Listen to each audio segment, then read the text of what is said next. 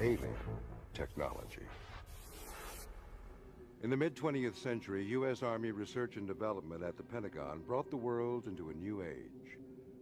Incredible advances were made, which helped bring Americans to the highest standard of living ever achieved by a nation. Were outside sources and government influences involved in the origins of high technology? Does the new quantum leap in technological sophistication suggest the role of some outside influence? Could technology like the microchip, which is ubiquitous in our lives, have come from an extraterrestrial source? Is it alien technology?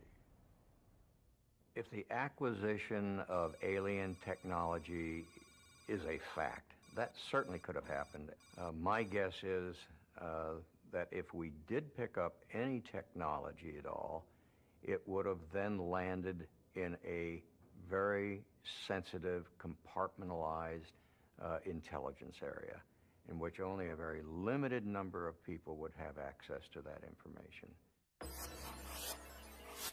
In the late 40s, the U.S. military recovered a spacecraft of unknown origin that utilized extraordinarily advanced technology for propulsion, communication, surveillance, and scientific inquiry.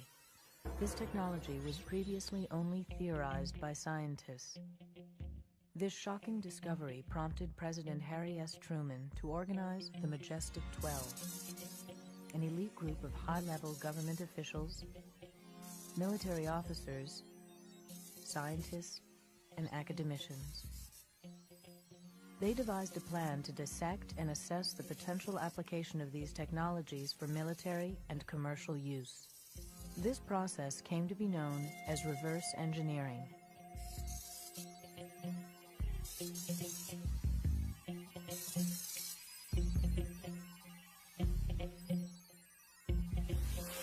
With the advent of the Cold War, the Majestic 12 and its program was conducted under the highest level of secrecy since the Manhattan Project. Their goal was to disseminate these technologies to the private sector at firms which were already developing technologies garnered from the war effort. In August of 1947, an alien-created microcircuitry artifact was delivered to Bell Labs. Bell Labs was ready for the challenge of reverse engineering. Within 5 months, by December of that same year, Bell Labs would introduce to the public the first electronic transistor. Bell Labs physicists Walter Brattain, John Bardeen, and William Shockley were the first to successfully reverse engineer microcircuitry. This first example of reverse engineered technology showed crudeness in the area of micromanipulation of particles. The revolutionary ability to control electrons would permanently replace the crude vacuum tube bulb. First of all, Shockley and his team had been working on transistor technology. Of course, nobody called it a transistor back then, but they were working on this technology, basically an electronic gate to send electrons through that was more efficient than the vacuum tube. Now, the workbench notes that they had back then, the notes themselves were reverse engineered. They didn't publish those workbench notes until after 1949. Soon, all life on Earth would be affected by this application of outside information. On the day that was declared the day of discovery, life on this planet changed. Later, General Arthur Trudeau took over the responsibility of distributing technological artifacts from U.S. Army R&D offices at the Pentagon. Colonel Philip J. Corso, intelligence officer for Army Research and Development at the Pentagon, was the first to step forward with information about alien technology. In 1997, when Lieutenant Colonel Corso published his national best-selling book, neither the federal government nor any corporation or individual sought to discredit or refute his revelations about the Pentagon distributing alien technology to the private sector. All this was known, only it wasn't known in a form where we gave an artifact to somebody. We gave them research and development projects. One of the things that strikes you most about Philip Corso is not just the fact that he sounds credible, but when you go into his background and you look at the places he's been and where he served and what assignments he's had through the different wars from World War II through Korea, then back to the Pentagon, when you look at that, what you see is that the guy just rings credible. He is like rivet plate metal. Trudeau brought him in. He sat at the foreign technology desk as the deputy at that desk for 90 days, and then he went black. He went secret and became Trudeau's deputy and carry out Trudeau's own assignment, which was get this material from the spacecraft into American industry, the only place it could be safe. Are these alien technologies? What kinds of applications did we reverse engineer from outside technologies?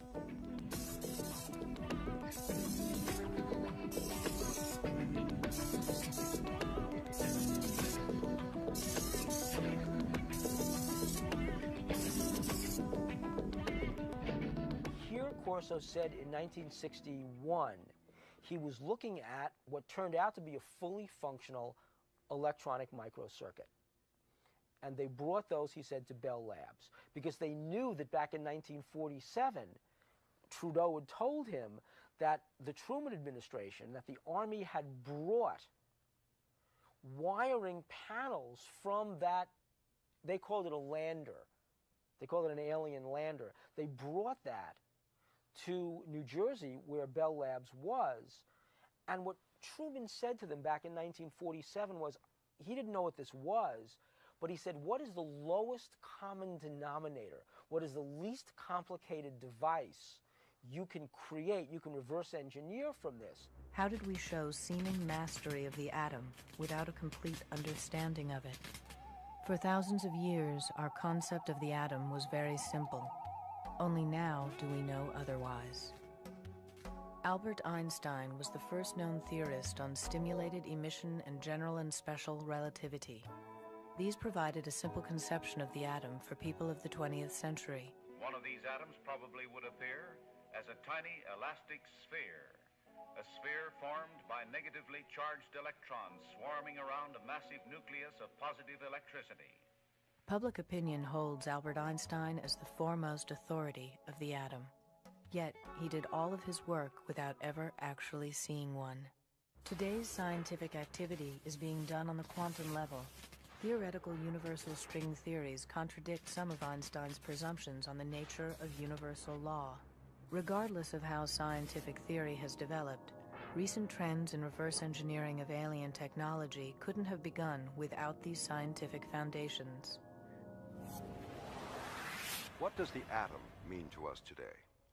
No one had ever seen the atom until the present, but the concept has already helped shape society. Is the microchip an intrusion from an outside source? There should have been a parallel in our understanding of what was being created. Without a parallel comprehension of this technological quantum leap, the result has been social disintegration, alienation, and dysfunction. Our scientific understanding has reached downward to the submolecular world and upward to a new global awareness. Yet these advances contradict a diminishing sense of both community and of our responsibility to Earth and to its future generations. The reverse engineering theory holds that the most advanced technology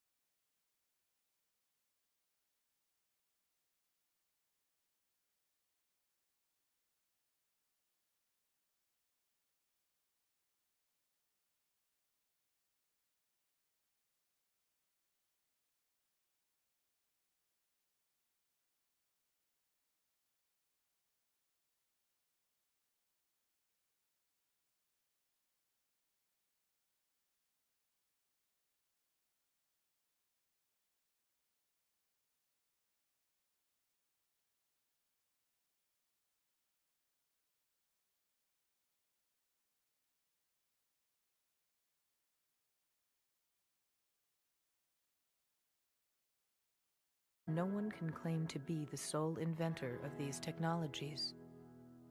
Well, the basic idea really isn't so very complicated. This is a system for amplifying light waves, and it does it something like this, that inside of this tube, we give atoms excess energy by passing an electric current through them. The light wave travels through these atoms then, takes away some of their energy, and thereby amplifies the light wave. It becomes more and more energetic.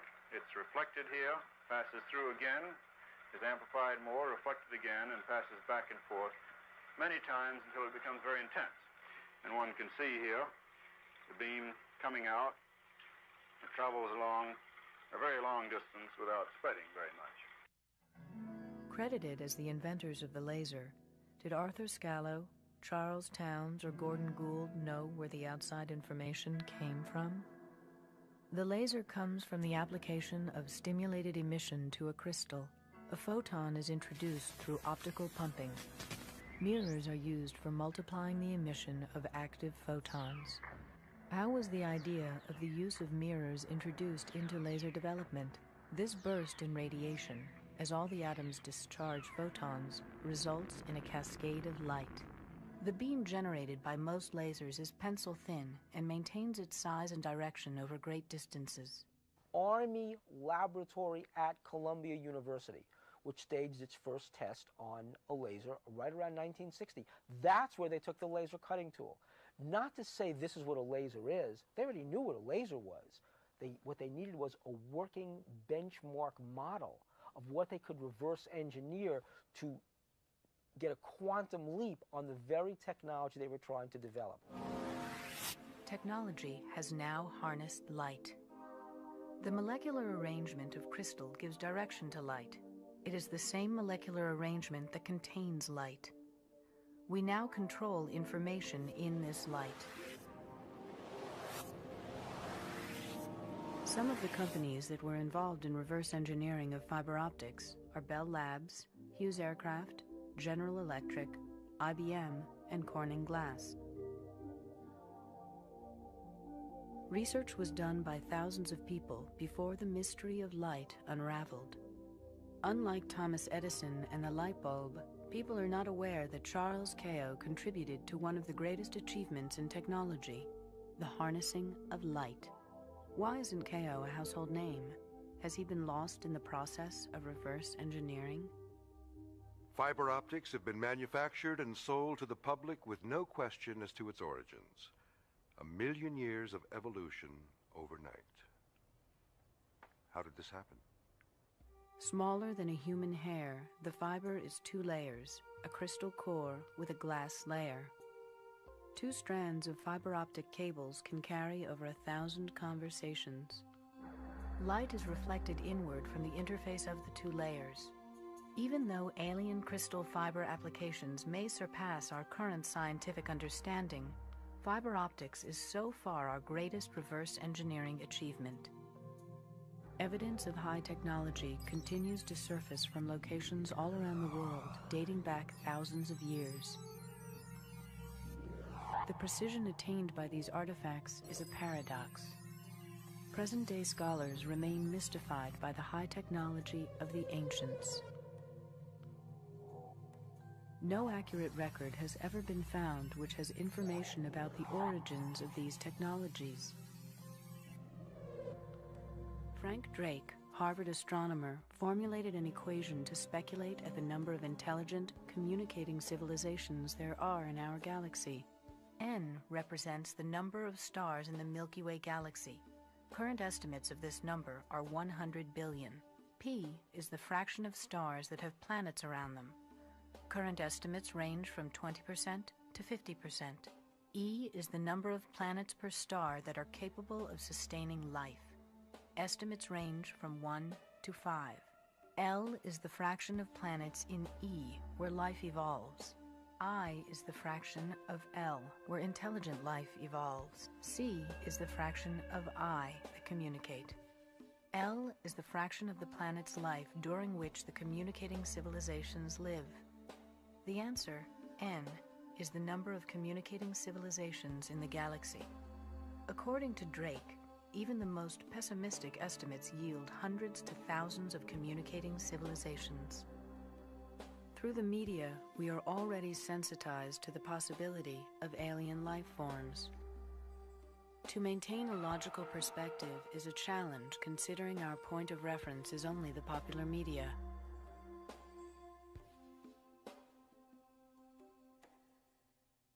The dominant worldview that we've all been raised in for several hundred years now is that we are alone in a lifeless universe.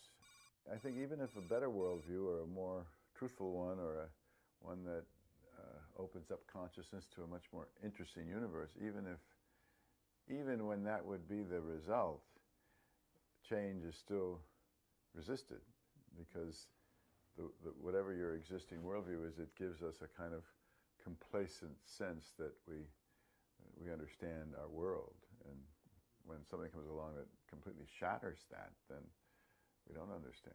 We don't have control. Anything else can follow, you know.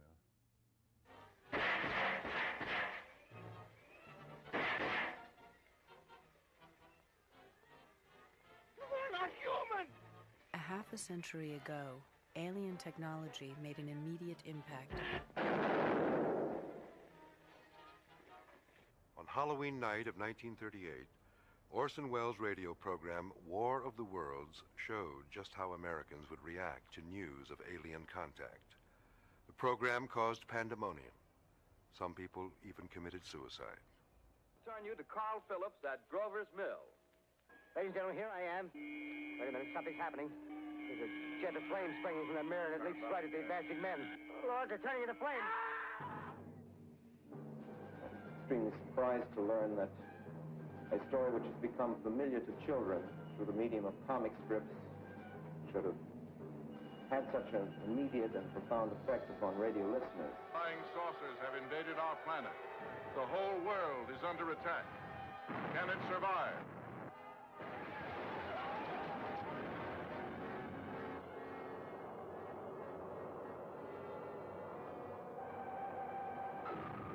The U.S. government took note of the public's reaction to the show. Since then, the government's position has been very cautious on this topic.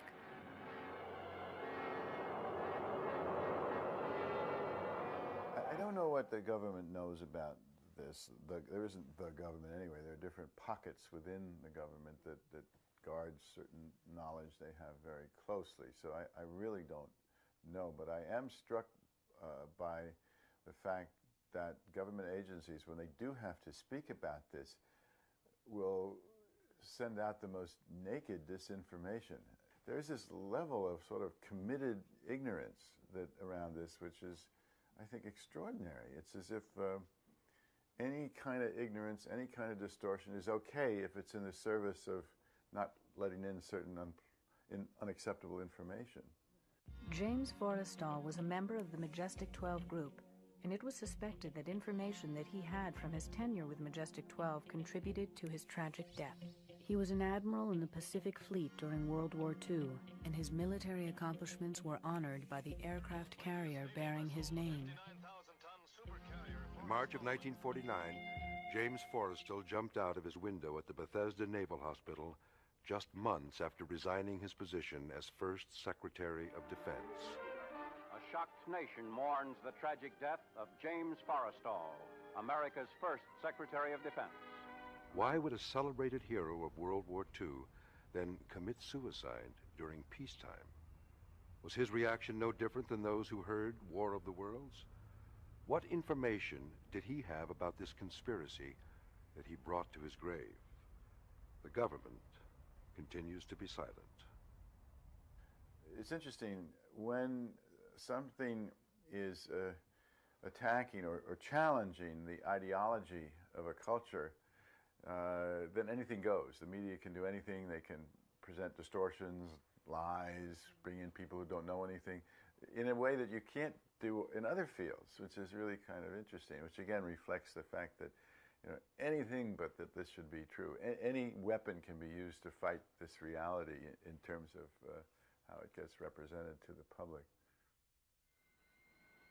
Ever since the middle of the century, Americans have been getting accustomed to the notion that we are not alone in the universe.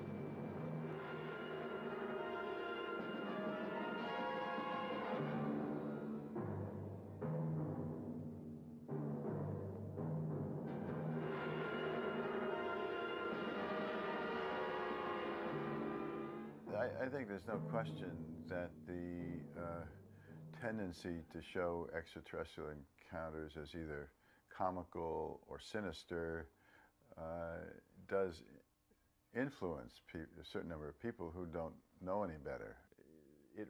There's a tendency to represent the contact with whatever you want to call this, this other, this intelligence that's reaching us, tends to represent it as frightening, as dark, taking over. We have to fight them, you know, sort of like movies like Independence Day, which show us somehow conquering this terrible alien invasion. The public's views showed a dramatic change during the early 60s with a boom in popularity of sci-fi movies. The public felt a sense of security by relegating alien contact to the realm of entertainment, while in the real world, the government tried to explain away UFOs with reasons like swamp gas and weather balloons. New movies and broadcasting has proved that society's views have evolved. The public is more open to this than the elite, you know, the general public. If I meet people in a bar or in the street or have seen something I've done on TV, they, oh yeah, we understand that. That makes sense. Popular culture has portrayed extraterrestrials in a more intellectual light. Individuals in the military have come forward with contact information, but no official statement has been made to confirm or deny any such evidence. Whenever such evidence is brought forward by a private citizen, the response has generally been skepticism. As a result, the public remains doubtful about the credibility of these phenomena because of insufficient information. Perhaps the only logical conclusions that we can draw are the ones that come from our own self-examination.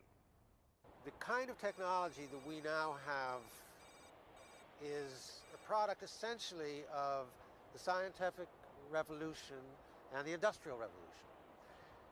And that is why I spent so much time researching the story of the Luddites. Because the Luddites were people in England at the beginning of the Industrial Revolution who said, wait, what is this technology going to do to us in particular, to our jobs, to our families, to our communities, to the environment? And they said they didn't like these new steam technologies coming in. They didn't like these new factories that were being produced because they did people out of jobs. And they said they took their torches and they took their rifles and they took their hammers and they smashed those factories. The government of England, in response to this, mounted the greatest armed force against its own citizens that it has ever done. And within about 3 or 4 years managed to put down this Luddite rebellion. And so the Industrial Revolution was allowed to proceed. These people were done out of their jobs, their communities were destroyed, the environment was black. And this is the kind of stuff that Dickens eventually wrote about. The awful price that had to be paid so that the Industrial Revolution could succeed. And so I wrote about these Luddites and told the story of what they did then, and then I tried to bring it forward 150 years to talk about the people today who are resisting the trends of modern high technology. The fact is that the initial Big Bang of technological innovation and progress was soon followed by the marriage of the military elite to private companies who exploited this technology and have made billions of dollars from it. Silicon Valley produces 68 millionaires per week. It has opened up the economy to a whole new territory. NASA Ames Research and Silicon Valley are recognizing that alien technology is now public knowledge. Yet the government is still secretive about reverse engineering that is continuing today. For example, special agents from NASA's Office of the Inspector General are investigating private entrepreneurs in Silicon Valley. On October 5th, 1999, I did a story for the San Francisco Examiner about a meeting that was going to be held here in California between people at the NASA Ames Research Center and high-tech Silicon Valley executives. We checked it out and it turned out that they were indeed going to have this meeting. Subsequent to that story, got a call from a NASA investigator that was really concerned because at that meeting they were going to be talking about propulsion technologies, and Joe Firmager is interested in those technologies because he firmly believes that there is reverse engineering of alien technologies that have helped Silicon Valley be what it is today. Thinking about the computer revolution and its effect on society, you would be blind not to realize how dangerous and pernicious and evil it has been. And I say that in the full recognition that there are individuals who have benefited from it, and that there are certain connections that have been made, and people love to have their email, and they love to be able to be online for this and that. But all of that is trivial. Trivial, whatever tiny personal enjoyments or benefits it has produced for individuals. The important thing about this technology is to see what it has done to the world. It's true that a few will be richer and richer, but what happens in a society, in a global society, where there are just a few rich and there are masses of poor? It is unsustainable.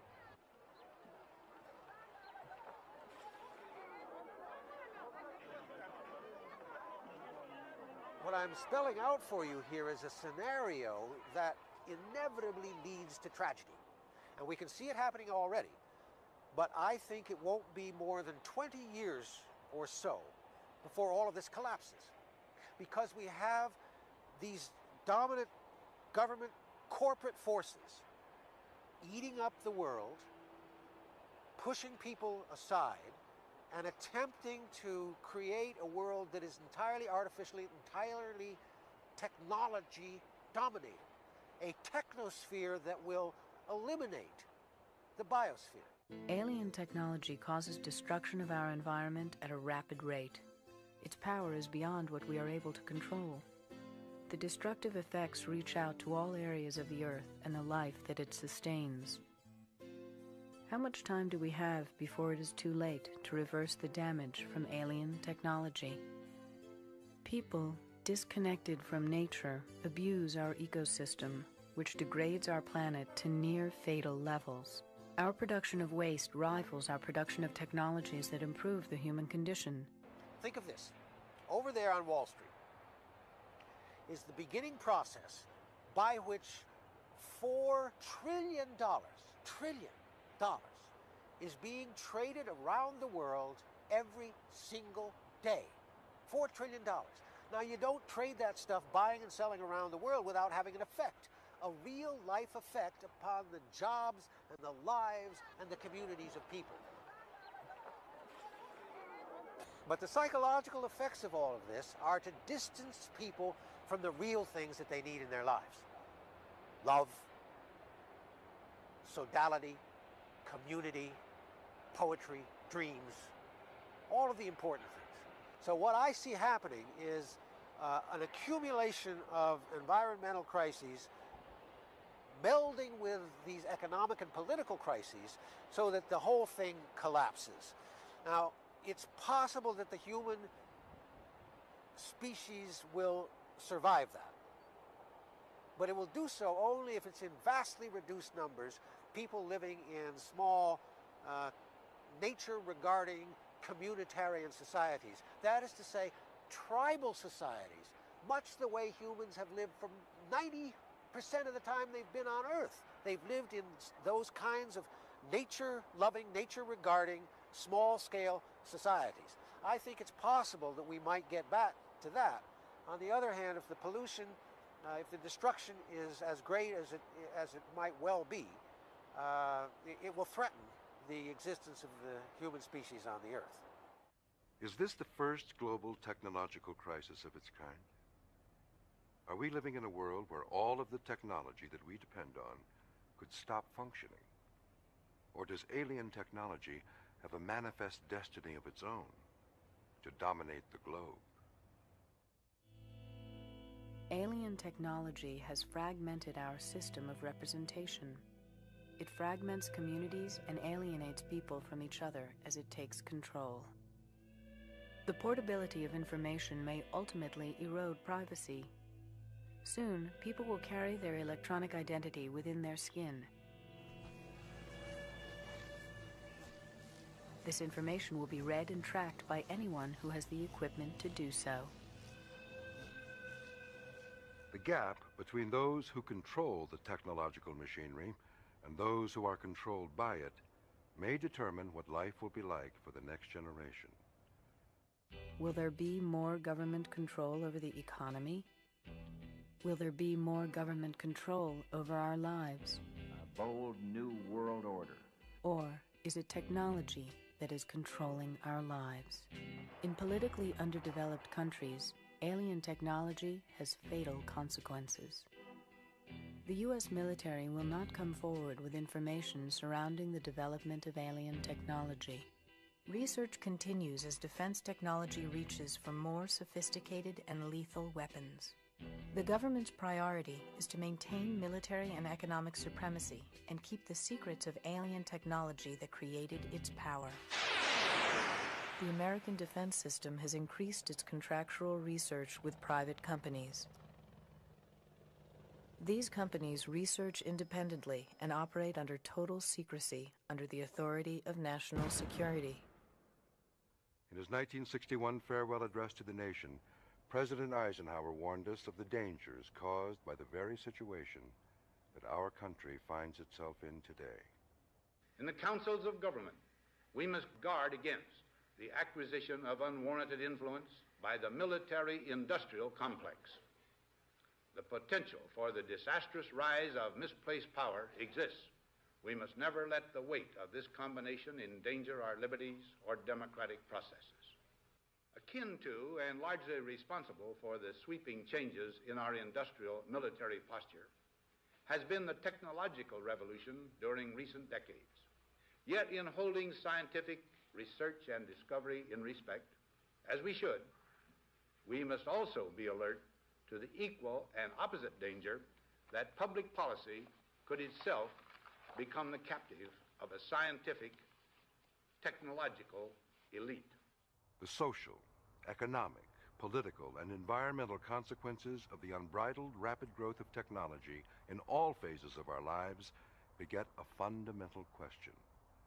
Are we the master of or the slaves to high technology? Do we expect technology to be the solution to our problems? Perhaps we have lost the ability to reassert control over our lives. We may be so technologically dependent that any failure in the system could lead to a catastrophe like a nuclear meltdown. Can we forestall or prepare for such a catastrophe if we are unable or unwilling to address these issues now at a time of unprecedented prosperity?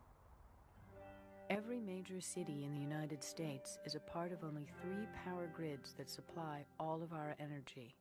These systems were built on a computer language called COBOL, Common Business Oriented Language. This computing language was developed by the U.S. Navy in 1957 under the authority of Admiral Roscoe Hillenkoetter of Harry Truman's Majestic 12. Naval officer G.M. Hopper directed the group that wrote the COBOL language. Why was the U.S. Navy involved in creating a language for use in our land-based power grids? Was the Navy's programming knowledge the only way to reverse engineer alien processors? Socially, we are in danger of losing our sense of humanity, our sense of morality, even our sense of family and its critical role in our society.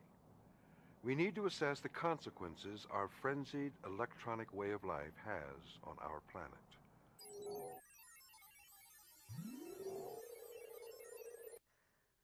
Breakthroughs in medical and drug research hold out the promise of treatment, cure, and prevention of our most dreaded diseases, even cancer and AIDS. Computer technology enhances our ability to diagnose, treat, and cure illness. Magnetic resonance imaging can provide doctors with detailed 3D images of affected organs and tissues. Advances in cardiac surgery techniques continue to enable physicians and practitioners to battle the #1 killer in the United States, heart disease.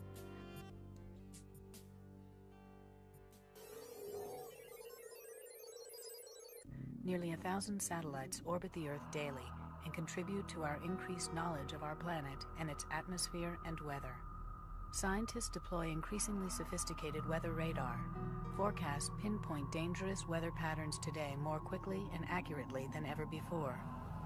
Good evening. Hurricane Andrew continues on its path towards the southeast Florida coast at this hour.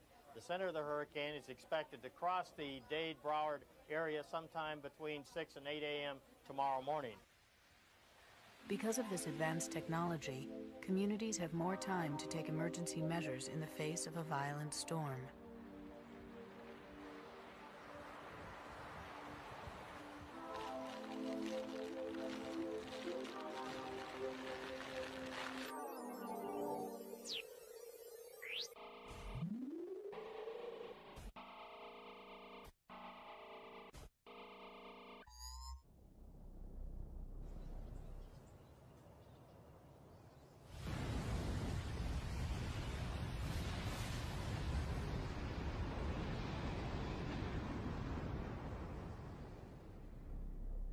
The deployment of the Hubble telescope in the mid-1990s allows man to see to the very edge of the universe. Extraordinary images of deep space astonish and electrify us. The recent World Trade Organization protests in Seattle were led by labor, environmental, humanist neo-Luddites, and fringe groups focused on economic and environmental issues. Yet pollution and waste have already done substantial damage.